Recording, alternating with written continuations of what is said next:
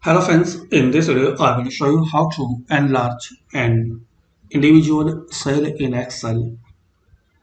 So open Excel, and if you want to enlarge this individual single cell, so select some cells like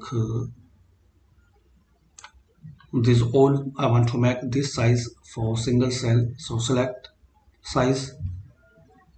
So guys, you have to select 4 or more cells, which is your requirement. Like you want to create one single cell for this size, so select some rows and columns.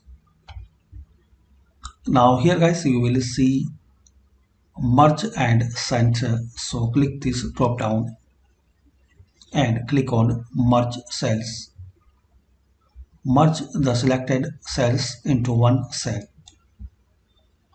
So that's it. As we can see now, this single and individual cell is changed, and we can easily enlarge this single individual cell.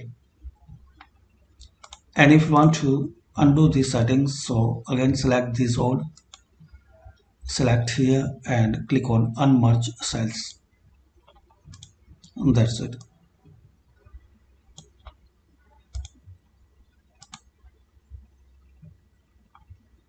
So hopefully guys you like this video, and by these simple and easy steps we can know how to enlarge an individual cell in Excel.